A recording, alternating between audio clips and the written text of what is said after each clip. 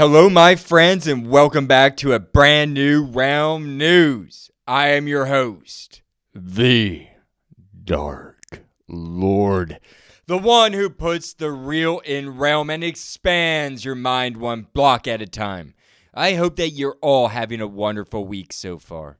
Today, I have in store for you a somewhat unique episode. I have created a two-part series, this being the first half. The second half will release next week. Today, I will take you to a brand new poll that I conducted in poll time. I will then take you into the realm/real portion of the show. We will be going far, far back in time to the beginning of Minecraft, the year 2010 to be precise. In today's episode, I will introduce to you 5 Seecret Fridays out of 10 total secrets that were made by Notch. These secrets were all released between June 18th to September 10th, 2010. Some of the features that were dropped in these unannounced secrets were items such as boats, redstone, minecarts, and much more. Some of these were announced prior to their release, but for the most part, they were not. So, today's episode is all about secrets. I am ready when you are. Shall we begin? Let's go.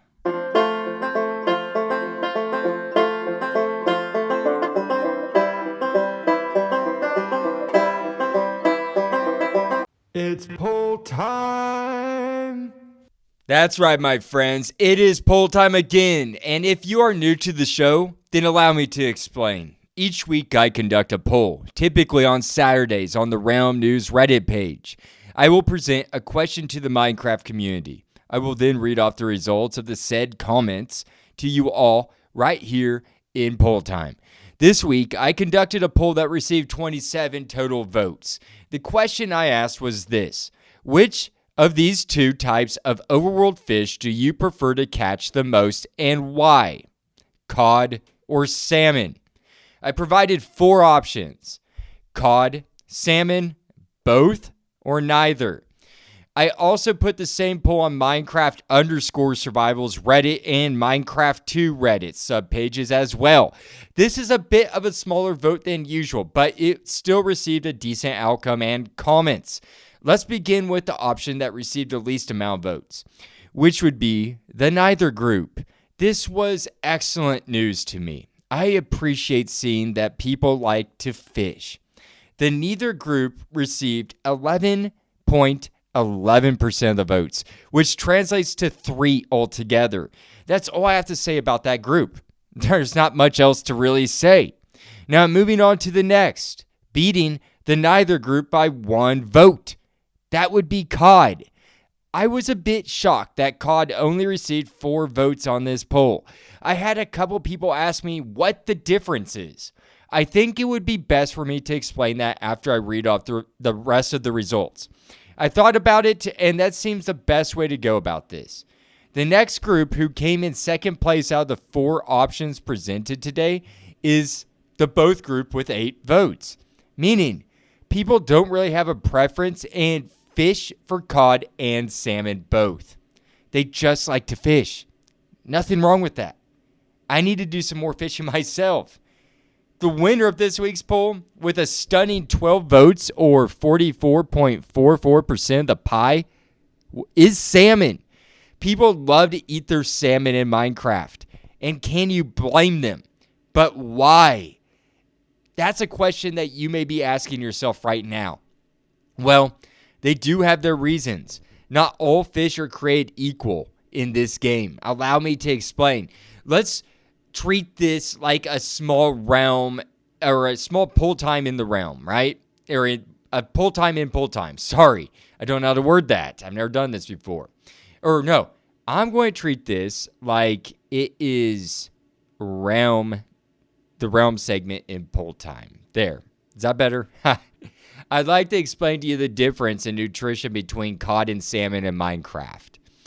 I'll start with salmon. As I mentioned earlier, not all Minecraft fish are created equally. There is a reason for why people choose salmon over cod, or at least in this poll. Salmon, in fact, is higher in nutritional value compared to the cod. Salmon, when ate sashimi style or raw will give you 2 health points and 0.4 saturation. However, this raises drastically after cooked. After you consume cooked salmon, you will receive 6 health points and 9.6 saturation points, according to Minecraft.wiki. You can find salmon in these waters: lukewarm, cold, warm, frozen oceans, rivers, and frozen rivers. Mojang kept them true to their nature by allowing them in the game to have the ability to swim up waterfalls by 4 to 5 blocks, which I think is really awesome. Just a neat fact that I just had to share with you. Now remember this next part, because salmon only has 21.3% chance of being caught per cast, every time you cast that pole out. Salmon swims in schools, maxing out at 7. And on average, you can find 3 to 5 of them at a given time, I guess. Now, moving on to cod. Cod, on the other hand, has a much higher percentage of being caught compared to salmon. You have a 51% chance of catching a cod per cast. If you do catch it and you can't wait to cook it and decide to eat it, then it will provide you 2 health points and 0.4 saturation. That is the exact same amount of nutrition as raw salmon. However, after you cook it, it yields 5 health points and 6 saturation points. That is 1 health point less than salmon and 3.6 less saturation points. It is a small difference, but it adds up, folks. That is the reason why people are choosing salmon over cod. You can find cod in these biomes: cold ocean, deep cold ocean, lukewarm ocean, deep lukewarm ocean, ocean, and deep ocean. They travel in bigger schools than salmon. On average, they will travel in schools of 4 to 7, and sometimes you can spot them traveling in groups of 9. So, the difference simply lies in the nutritional value of the two. Honestly, before making that poll, I was just curious too if people had a preference. I figured they would, since this is Minecraft and that's the beauty of the game. I found it quite interesting to find out that salmon was healthier to eat in the game compared to cod. I thought that was a fun fact. Now that I have explained all that to you, I'd like to now read some comments regarding the poll.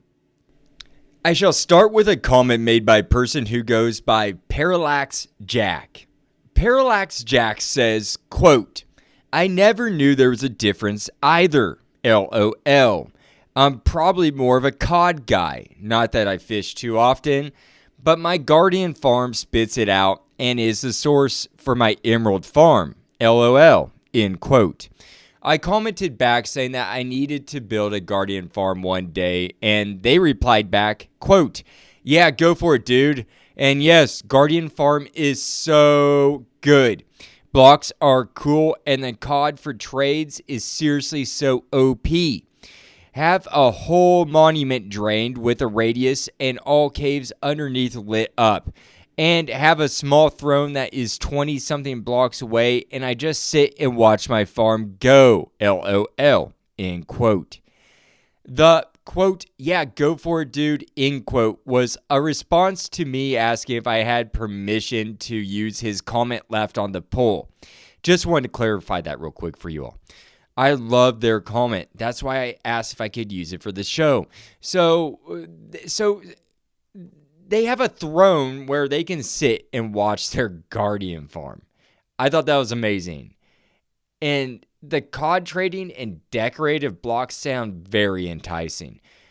And I read that the XP output is amazing with the Guardian farms. I might just have to build one day. Once I do, I'll let you all know how it turns out. Next, I have a Simon the Jester O, who says, quote, "There's a difference," end quote. I replied back saying that there is a 2 health point increase and saturation increase. They then said, quote, "Wow, I really didn't know that even after playing the games for years," end quote. Don't worry, my friend. I didn't either. In fact, I didn't even realize it when I asked the question for the poll to begin with. It was after I posed the question when I looked to see if cod and salmon were different. Just as Sir Francis Bacon said, knowledge is power. Thank you, Simon the Jester O, for that comment. Next, I have Black Moonstone, who says, quote, I don't eat fish, but I sell it, so both, ha ha, end quote. They make money in the form of emeralds off of cod and salmon. Very good to hear, Black Moonstone. As always, it is nice to have a comment from you. Honestly, I have never traded fish in Minecraft. I should try it out sometime. Next, I have a Rusted Russ who says, quote, as someone from the PNW, I'm morally obligated to say salmon, end quote. And I believe that PNW means Pacific Northwest, the region of the United States over, I imagine, Upper California, Oregon, Washington area. And I said, nice answer, my friend. You would be obliged to say that. I have family in Washington, Oregon who like to go catch salmon when they run. I've never been. I would love the opportunity to go, though, one day. For now, I'll have to stick with fishing for salmon in Minecraft. Thank you for that comment, Rusted Russ. I have one more comment that I would like to read before making our transition over into the real, as I call it, or realm. They're kind of blended in today's episode. This comment is from Big Into Science. They say, quote, I only tend to go for either one if I'm either low on food in the early game or need ingredients for complex modded recipes. For the latter, I, of course, go for whatever the recipe needs. For the more common former, I usually go for salmon because I'm more likely to be close to a river with reachable salmon than an ocean with reachable cod, and not having to chase them around a larger body of water or dive particularly deep is nice, end quote. I enjoyed reading the response. Big Into Science likes to catch salmon while playing vanilla because they are more practical for them to catch. That makes sense. The biomes I read off, they do enjoy spawning in streams and even ascend up waterfalls. I don't blame you for not wanting to dive deep for your cod. I don't particularly enjoy holding my breath for long periods of time myself. It can be an easy way to die. Suffocate enough and you will start to lose hearts, and if a drowned come after you and bites, then you're a goner. Big Into Science, thank you for that comment. I look forward to seeing more of them in the future. Thank you again for all those who sent in their comments, and I did not happen to read it off today. Keep posting on Realm News Polls, and I will eventually get your comment on the air. You can also DM me and reach me at one of my many links found at bio.link/Realm News, all lowercase. Again, thank you to all those who provided the comments to today's poll time. Now, I'd like to move on to the main portion of the show. Seecrets.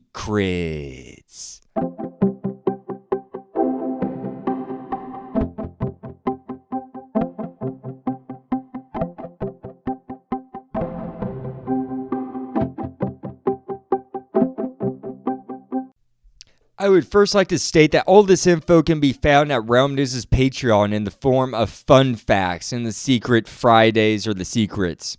I post these for all members, free to diamond tier, and decided to make it audible today in podcast form for you all to enjoy. The Seecret updates are something that I have been wanting to cover for quite some time now. Thank goodness I have this podcast to do so. These misspelled on purpose Seecret updates consisted of a series of 10 in total, made by Marcus Person, aka Notch. 9 of the 10 were called Seecret Friday updates, and the last one was a Seecret Saturday.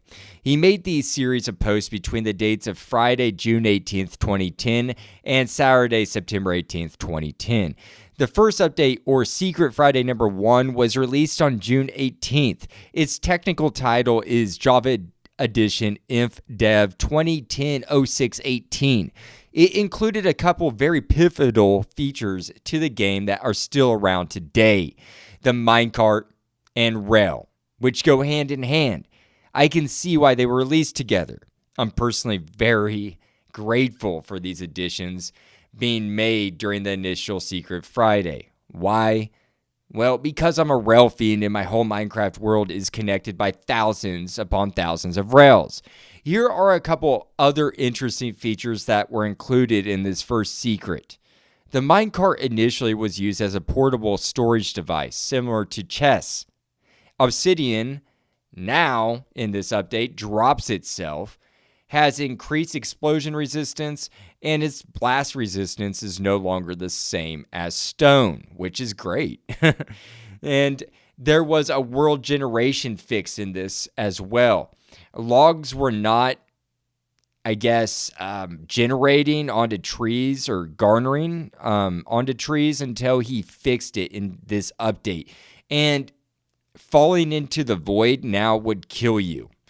Also, the sky appears as a slightly darker variant of light blue in this Seecret Friday number 1. It wasn't it was the first Seecret Friday, so it didn't have the biggest additions to it or fixes, but that was the initial one that I wanted to tell you all. I would like to now transition over to Seecret Friday number 2. I'm now presenting you with Seecret Friday number 2 out of the 10 total secrets that Notch made. Technically, this was titled Java Edition Inf Dev 2010-0625-1917, which is a mouthful. From here on out, I will refer to this as Seecret number 2. Seecret number 2 was released on June 25th, 2010. According to Minecraft.wiki, this brought to the overworld 2 very big features: the saddle and the monster spawner. I will start with the saddle. The saddle made its debut in this Seecret number 2 drop. But did you know that the saddle was not meant to be used on a horse? No. The horse did not come into the overworld until April 18th, 2013. Java Edition Snapshot 13W16A. However, horses were teased a few days prior to the snapshot release on April 4th, 2013, when Jeb posted on Twitter, now X, this, quote, Minecraft PC has hit 10 million, exclamation mark. As promised, a subtle hint on the main 1.6 feature. Thanks at EB Bakegear. They're giving a shout out to somebody. End quote. And then they give a link to this mgur.com image. And I went down the rabbit hole by clicking on Jeb's provide link in that tweet. And it led me to the very suggestive hint, to say the least. It was not very hard to crack the code here. Allow me to describe this photo to you, which you can go check out on the Patreon if you are there. But this is it's a real photo, a realistic photo of a blonde-haired woman, a random photo of a blonde-haired woman grooming a horse. A beautiful horse, a brown horse with a white on its nose in the middle of a spring day in the country, it looks like to me, if I was to assess that. And above, it says, yeah, subtle, ... Because it's really not subtle. It's they're being sarcastic, Jeb is. Now, I found that all extremely fascinating, but I sidetracked from the original topic. The saddle was not originally meant to be used on a horse. Rather, it was used to saddle a pig. Yes, the Minecraft pig is an original overworld mob to come into the game after the human. Yes, human. Apparently, they had human characters at one point. Anyways, I'm not getting into that. It made its debut as a glitch that resulted in the Minecraft mascot on August 20th, 2009 in the form of the Creeper. The Creeper! If you did not already know that, the Creeper is a result of a pig design ending up as a glitch. They ran with it and voila, we have the Creeper. 2 days later, on the 22nd, Notch teased the pig in his personal online journal that is called The Word of Notch. And I posted this on the Patreon newsletter, but I'll go ahead and describe it to you. It was The Word of Notch, and I did a screenshot, and it says, pigs! Exclamation mark. And it has a photo of pigs running around underneath some trees. Is maybe a plains biome. I don't know. They didn't have biomes yet. So, yeah, it's just pigs running around. It's pretty cool. Go check that out. I found this to be extremely interesting as well. And I love seeing original ideas and the posts from back then. That's why I included this. I have all these photos, Can't talk. Photos posted on Realm News Patreon. And if you're a free member, you can see all those and have access to them. It's great free content, nothing to lose. I found this to be just utterly fascinating, and I love digging up the history of this magnificent game. I just wanted to provide a further context into why the saddle was implemented into the Seecret number 2 and why. One would imagine that you would put a saddle in a game to ride a horse and not a pig. However, it kind of makes sense now that we know the history of the two mobs. The pig was in the overworld before the horses, so that is the reason behind that. I would like to now move on to the monster spawner. Allow me to paraphrase from Minecraft.wiki what a monster spawner is. Monster spawners spawn mobs in structures requiring player proximity in dark areas. They cannot be obtained or moved, only dropping experience orbs when broken. I thought it was fascinating to learn that Notch added 2 additions to the game that can't be crafted by the player. We still cannot craft saddles, nor monster spawners. I can understand not being able to craft a monster spawner due to it being magical or using some mystical force to generate hostile mobs, but it is long overdue for us to be able to craft a saddle with leather. Come on. That is just my personal opinion. I have a fun fact that I would like to share in light of the monster spawners. Monster spawners in the Seecret number 2 update were able to be picked up and moved. Yes, you were able to place them wherever you wanted. But hold on, the craziest thing about monster spawner back then in this phase of development is that it spawned pigs, not monsters. I'll provide a YouTube video with proof of this. It wasn't until July 2nd, 2010 in Alpha V1.0.1 that they fixed the monster spawner from being movable and made it a static fixed object.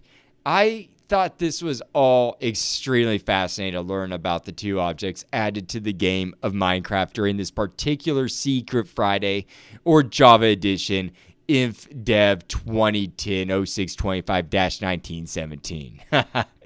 I hope you all enjoyed learning about that as much as I did. Now let's move on to Seecret Friday number 3.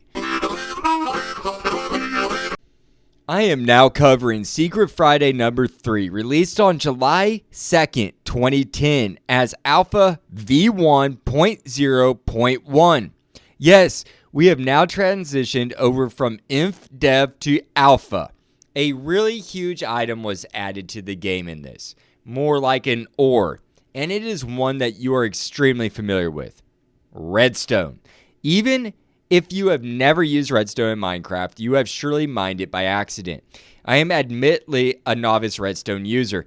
I use it to power my rails in order to travel throughout my huge empire. I do a few other simple contraptions, such as powering note blocks. I connect pressure plates to the note blocks and put them in my towns that I construct. I'll place them in areas of high foot traffic. That way there is sound constantly being made by villagers stepping over them. It sounds like a mad cacophony of children banging on piano, but it breaks the silence of the overworld. So I dug into the history of redstone, and I found it to be just extremely interesting. It begins with this list from the Word of Notch. This list that was posted on his Tumblr on May 21st, 2009. It often bubbles up to the internet surface when I am doing research for Realm News. I'll provide the link to it in the show description. I have used this list as a source in my kelp episode, snow biome episode, iron episode, amethyst episode, and I am sure on many more. It appears that Mr. Person, or Notch, was conjuring up a lot of ideas and typed them out on this list. Many of these ideas have come into fruition. What is redstone dust exactly? Well, according to Minecraft.wiki, quote, redstone dust, internally known as redstone in item form, is a mineral that can transmit redstone power as a wire when placed as a block. It is also used in crafting, brewing, and as a trim material, end quote. It is a super important material that has created its own culture. I highly recommend listening to my episode with Jiggerboff. He is a redstone expert and has made a redstone guide for learning how to use it. I will provide a link as well to this in case you want to learn just how to use redstone so you can make your own contraptions. It is free on the Minecraft Marketplace and is a great tutorial on redstone. I am going to get it myself probably one day. This Seecret Friday number 3 had more than just redstone in it. It also had tools in order to manipulate and use the redstone with. I made a list of the items that were added. Iron door, lever, redstone dust, redstone ore, redstone torch, stone button, wooden/stone pressure plates. I'm looking right now at a photo of Alpha V1.0.1, and this photo has a wood block door frame with a wooden door. And it is just, you can tell they just set this up as a demo. Because it's randomly built in the middle. It's just a frame. That's it, with a door. And on the front of the on the front here, on the frame, on one of these wooden block planks, is a stone button. And the whole purpose of, and a pressure plate in front of the door. And the whole purpose of what they're showing here is automation has now become a thing in Minecraft, thanks to this Seecret. And I don't know, it's just interesting to see these old school Minecraft alpha photos in this contraption. It's really interesting to see how this photo is demonstrating how to use redstone and the novelty of it, because now you can step on this pressure plate and the door will close behind you. Well, after it opens up, and then, it closes behind you if you've ever used it before. I do use pressure plates all the time. And the buttons, not so much. I use levers for iron doors, but the buttons, I don't really use too often. Pressure plates, I use a ton of pressure plates. Also, this Seecret was responsible for the extinction of the Minecraft gear. The gear was replaced with the advent of redstone, is what I'm saying. I know that some people want to see this make a comeback, but before redstone came to being, the Minecraft gear was the way to mechanize things. Interesting, right? I think it would be interesting to see gears in the overworld, and I would not be opposed to such a thing. Notch made a few more technical changes besides the additions that I have mentioned already. For example, he made it so gold would generate twice as much and diamond 4 times the amount prior to the Seecret number 3. I hope you all enjoyed this tidbit of information on Seecret Friday number 3 Alpha V1.0.1. We are now going to move over to Seecret Friday number 4.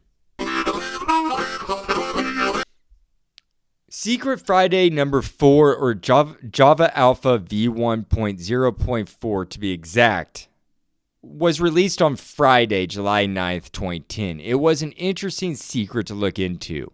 I think I may dub this the Winter Seecret, because this is when Notch introduced key winter elements, such as something called Winter Mode, Snowfall, Snow and Ice. Let's dive into it. I want to start with Winter Mode, which is the predecessor to the modern snowy biome. According to Minecraft.wiki, quote, Winter Mode was a randomly occurring map type in Alpha. It was added on July 9th, 2010 in Alpha V1.0.4 and was the first biome, quote unquote, to appear in Minecraft, end quote. I thought that was interesting to read, that this was a randomly occurring map. In fact, you had a 25% chance of this map being generated when opening a world.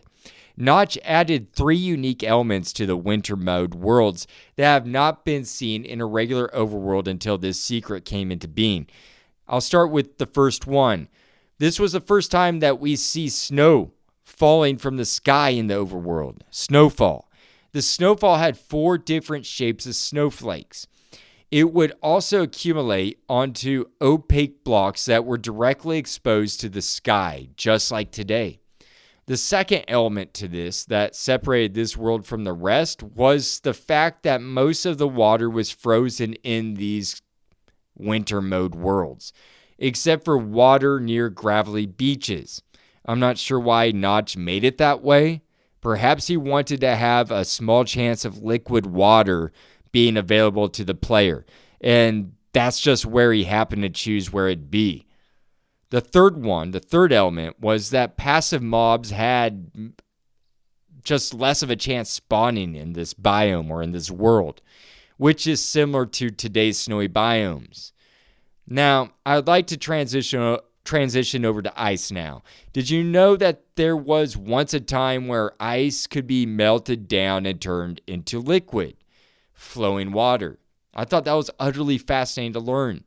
Although ice was introduced to us as a slippery block on July 9th, 2010, Notch had been thinking of this cold material for a few months by this point. Actually, over a year.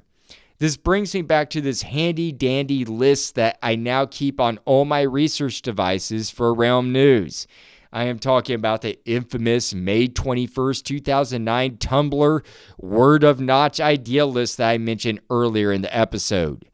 I want to go ahead and describe this photo of a screenshot I took and trimmed down here. And it just shows right at the top here. If you look at this list, you will see snow here. I'll quote it. Snow on top of topmost tiles, he puts. Then ice on top of water. Slippery! Exclamation mark. That's what he has. Those are the first two things he lists on his list of ideas.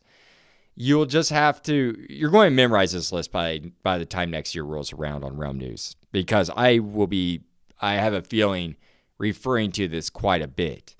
I just wanted to provide this to show you how long he had been wanting to implement snow and ice into Minecraft. It's been on his mind since May 21st, 2009. As I mentioned already, snowfall would accumulate on exposed opaque blocks. However, it was purely for aesthetics in this phase of Snow's life. It would be later that the player would be able to obtain snow for themselves in the form of snowballs. Also, the Seecret Friday number 4 added 52 new catchphrases to the splash on the Minecraft front page in the game before playing. The splash, for those who do not know, is the yellow words that are usually very random. It spouts out random popular culture words and other references that are popular from websites, quotes, and video games. Let me read a few off. Actually, I got 10 of them right here out of, the 52 that he added on that day. Here, I'll go ahead and read them. First one, Phobos Anomaly. Number 2, take frequent breaks. Number 3, cogito ergo sum. Number 4, synecdoche. I don't know what that means. Number 5, larger than Earth. Well, if he's referring to Minecraft, then yeah. Number 6, 0% sugar. Number 7, cooler than Spock. Number 8, scientific. Number 9, punching wood. Now that's about as iconic as it gets to Minecraft is punching wood. Number 10, falling off cliffs. And that's also iconic to Minecraft because it's easy to fall off random cliffs. I thought that was fun to read off. Now you have to go check out the other 52 I have listed on the Patreon. I just thought it was cool to see what was in the 2010 splash. Also, in this secret, Notch also found some time to fix a few bugs. 3 bugs, actually. He fixed a bug in the mob spawn code, and then another one is players no longer suffocate when riding minecarts through a 2-block tall space. And the third one, breaking minecarts no longer crashes the game. Wow, that's handy because I'd be really out of luck if that was still a thing. Because as you all know, I ride my rails a lot. The last thing that I want to mention here is that he also changed the Minecraft logo, being made from cobblestone to stone on the front page. I provide all these photos I mentioned on the Realm News Patreon for all members, free to diamond. With that said, I would like to take us to our final secret for today's Part 1 episode, Seecret Friday number 5.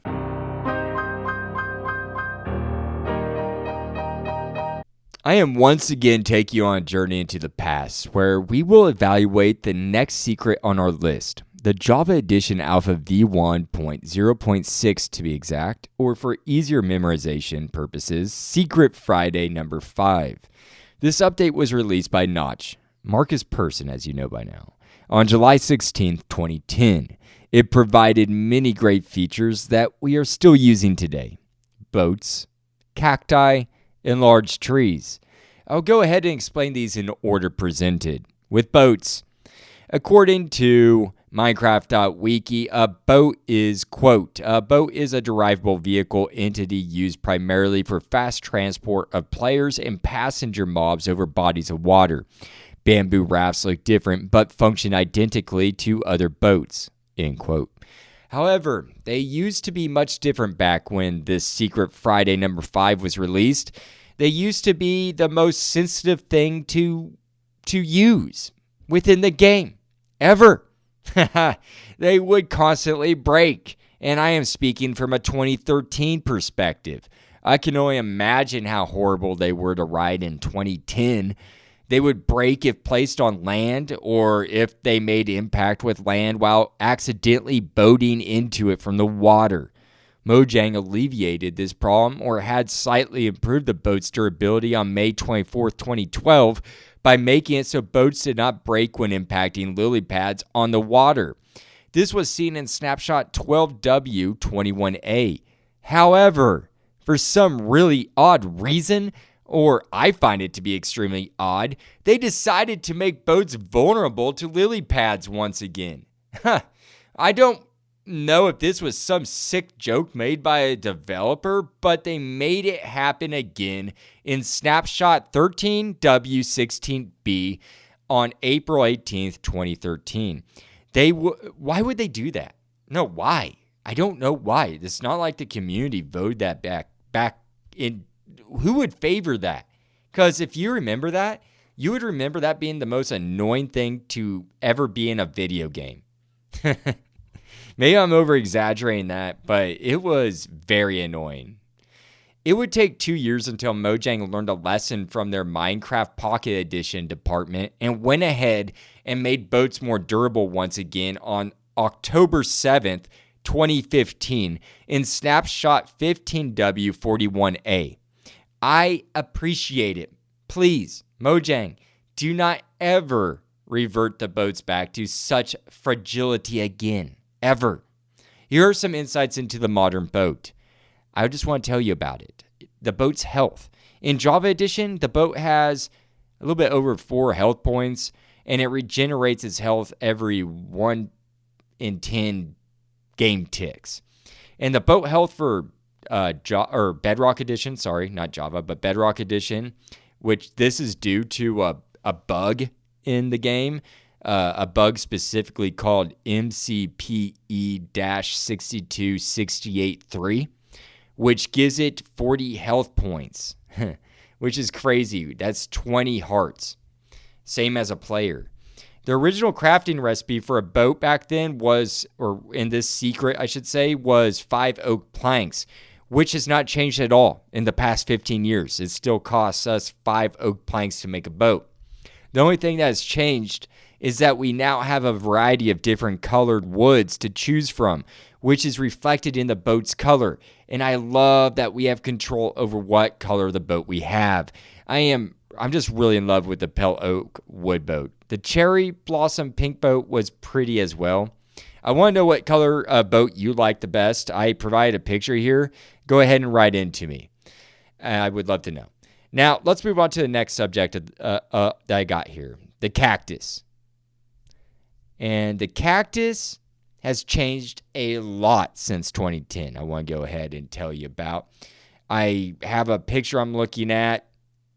Big difference. The cactus in this release in 2010 looked more like a watermelon than a cactus. You couldn't even tell that it was prickly. It looks funny, actually. But I love it. I don't know why. There's something about that just screams nostalgia to me. They didn't look much different in your inventory either. Like they made a different design for the inventory look, but it looks It almost reminds me of the kelp block, the modern kelp block. If you look at that, oh my gosh, it looks so funny. Go check out my Patreon and look at these pictures. It's so funny. When the cactus was originally put into the game by Notch, it would give the player 1 health point of damage from punching, right-clicking, or stepping on it. And this hasn't changed, folks. You still receive 1 health point damage when you touch a cactus. Heck, not even the camel is immune to the cactus. Now, I'd like to wrap this up with large trees. I thought this was probably the most fascinating thing, honestly. The large trees, the majestic overworld in all its glory, have now large trees interspersed amongst all the other flora in this secret. I'd like to tell you more about large trees and just a little bit about trees in general. It turns out that Notch had a long interest in trees, which makes sense. It is rather hard to imagine a world without them. He first expressed interest in trees on May 21st, 2009, in the Word of Notch list that we've talked about many, many times. But there's a more intriguing one here. He also made another post 2 days later on May 22nd that elaborated on what he had been working on, and that included, quote, trees with a trunk and canopy. I actually just want to read the whole thing to you here. The header to that is, so I didn't do multiplayer code, but I had fun, exclamation mark. And I'm just going to read this verbatim. Today I accomplished, other than finishing up loading/saving, this: sand and gravel, gold, iron, and coal veins in stone, trees with a trunk and a canopy, clouds 2 tiles above the maximum build height, controller support, only tested with an Xbox 360 controller so far, and absolutely no multiplayer code at all. Oops, smiley face, end quote. He went on to work fast on implementing trees into the game. It all started on May 27th, 2009, when Java Edition Classic 0.0.14a was released. It was the very first version of the tree. I provide a chart in the newsletter if you're looking at it. 1 day later, on the 28th, he upgraded or improved the design of the tree by giving it a T shape with the leaf block pattern. This was in the Java Edition Classic 0.0.14a_08. 3 days later, we received the modern-looking tree that appears in 0.0.15a multiplayer test number 1 on May 31st, 2009. I created a nice little diagram here with all 3 trees and the evolution of them with the dates and their, what would you call it, the numbering system to it above them. It's really cool to see how they evolved in these 4 days. This all took place before the Seecret Friday number 5, by the way. I just wanted to give you the precursor to it. However, I have a little bit more that I would like to tell you about before concluding this week's Seecret Friday number 5. Paul Spooner's Minecraft scripting story and fancy trees, as I call it, or as Notch called it, but that's how I headlined this section. Notch was extremely captivated by an individual named Paul Spooner, who wrote the code or script in several very harsh weeks for him. It took them a lot of writing, I guess. But it was something called, as Notch dubbed it, fancy trees. Paul Spooner named the script Forester, which makes sense. The branches in these images are just intense looking. You would be chopping wood all day long before you fell a tree if these were in the game. It is mind-blowing. Also reminds me of the jungle biome, how big these trees are. They are enormous, folks. Simply they are. They're just massive-looking trees. I think Spooner did a great job with their Forester script. I can see why Notch was so enamored by it. You can find Paul Spooner's blog post where I found these photos and info, and I'll put the site where I found all that at the show description.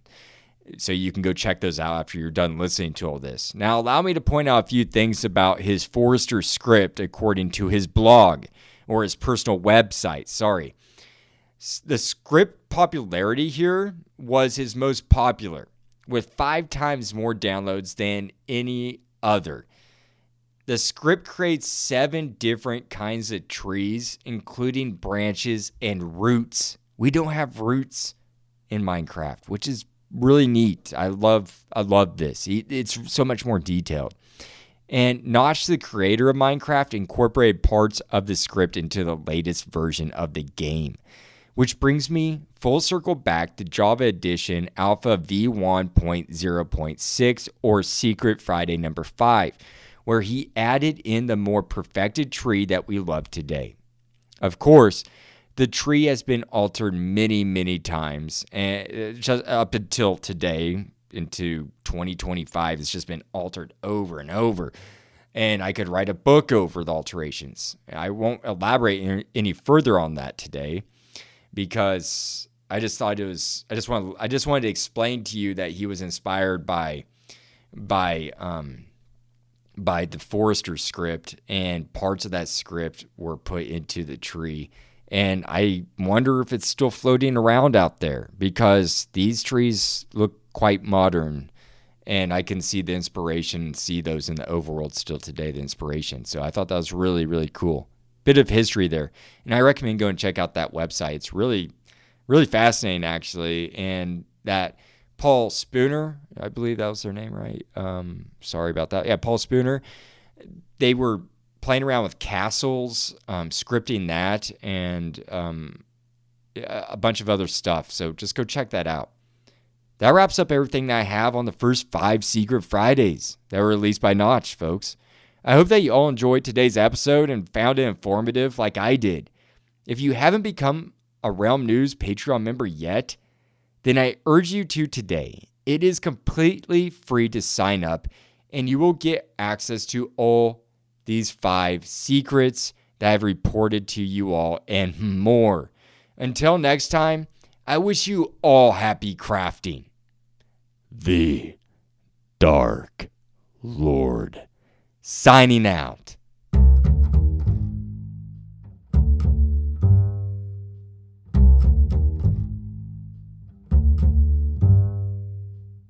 Hello, Realm News fans. I just wanted to pop back in here and tell you how much I appreciate you for listening to this show. It means the world to me that you tune in every week to hear me, the Dark Lord, the one who puts the real in realm and expands your mind one block at a time. I am honored to be your host and deliver weekly original Minecraft content with Realm News Flash and Realm News on Tuesdays and Thursdays. If you enjoy the show, I would love it if you would tell your friends about it and encourage them to follow it. Hit that like button and leave a comment. On Spotify, you can leave comments on individual episodes. The same on Good Pods. I'm not sure about all the other podcast player platforms out there, but I appreciate feedback. So please comment if you are able to. If you cannot comment wherever you listen to Realm News, then you can by following Realm News on its Twitter, now X, Blue Sky, Reddit, or email. All links are found at bio.link/Realm News, all lowercase. Again, that is bio.link/Realm News. There, you can become a Realm News Patreon member. I urge you all to sign up for the copper or diamond tier and get early access to episodes, bonus episodes, newsletters, and ebooks. Find my prices at my Patreon link, all at bio.link/Realm News. I understand times are tough, and I don't expect anyone to give up money. I'm just saying that if you're able to, it's very much appreciated. However, you can show your appreciation by just listening, liking, following, or recommending the show, as I said earlier. That means more than you would ever know. With that said, I wish you all happy crafting. I look forward to you all at the next Realm News. The Dark Lord, signing out.